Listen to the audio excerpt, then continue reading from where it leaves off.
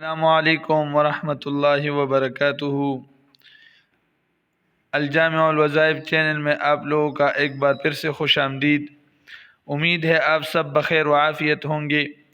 محترم سامعین، جیسا کہ آپ لوگوں کو پتہ ہے کہ قرض ایک بہت بڑی مصیبت ہے، اور خود رسول پاک صلی اللہ علیہ وسلم قرض سے نجات مانگتے تھے۔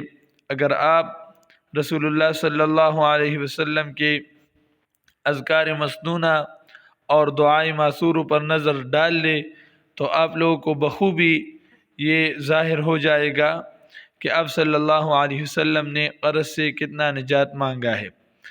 اور ایک روایت میں یہ بھی آتا ہے کہ آپ صلی اللہ علیہ وسلم جب کسی جنازے پہ جاتے تھے تو اول یہ پوچھتے تھے کہ ان پر کسی کا قرض تو نہیں ہے۔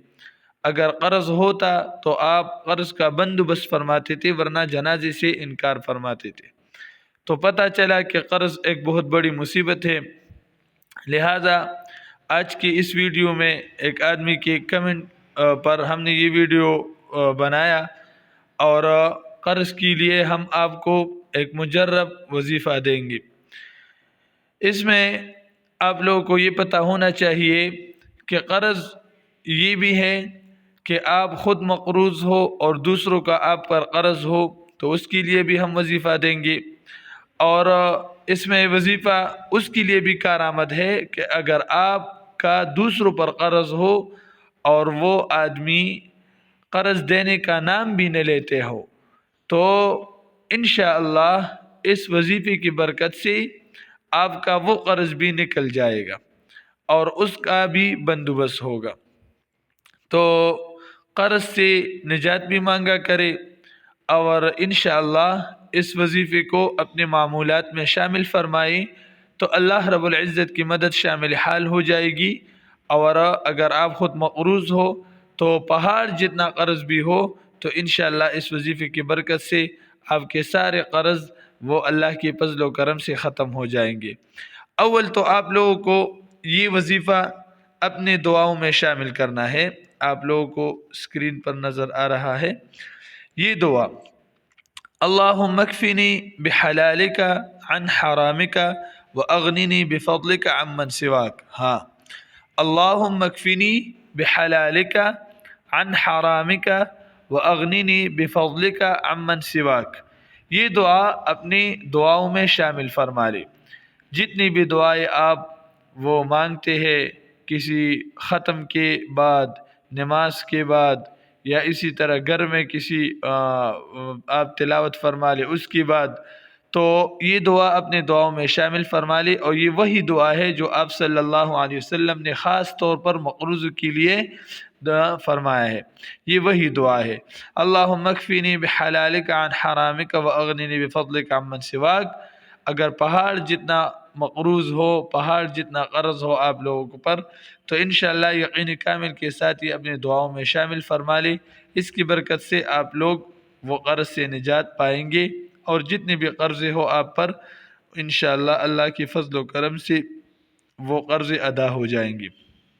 دوسرا وظیفہ جو اس کے لیے بھی کارآمد ہے کہ دوسروں پر آپ کا قرض ہو تو وہ بھی نکل آئے گا، وہ ہے قرآن کی ایک آیت۔ وہ میں آپ لوگوں کو دکھاتا ہوں۔ یہ قرآن کا تیسرا پارہ ہے، تلک الرسل، اور سورہ آل عمران ہے۔ سورہ آل عمران میں 26واں آیت ہے۔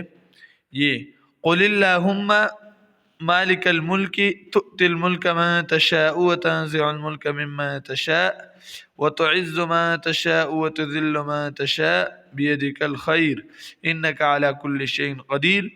یہ آیت آپ لوگوں کو صبح و شام نماز کے بعد 7 مرتبہ پڑھنا ہے۔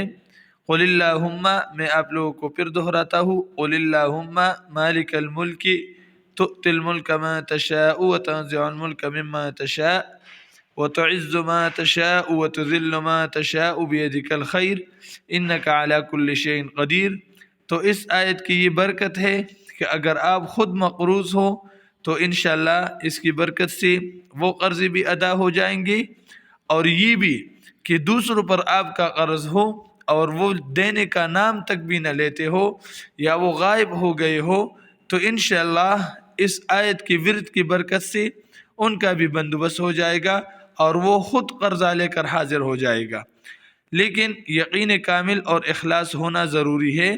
اس نیت سے بالکل نہ پڑھے کہ یہ آیت یہ مجھے قرضہ دلائیں گا، نہیں، یہ صرف اللہ کی رضا کے لیے پڑھے اور یقین کامل اللہ کی مدد پر رکھے، اللہ پر رکھے، تو انشاءاللہ اس آیت کا یہ فائدہ ہوگا، یہ برکت ہوگا کہ آپ کے جتنی بھی قرضے ہیں وہ اور آپ کا توقع بالکل کھٹ گیا ہے، تو انشاءاللہ وہ قرضے بھی اس کی برکت سے اللہ رب العزت وہ قرضے بھی دلائیں گے، اور اگر آپ خود مقروض ہو تو وہ بھی ادا ہو جائیں گے۔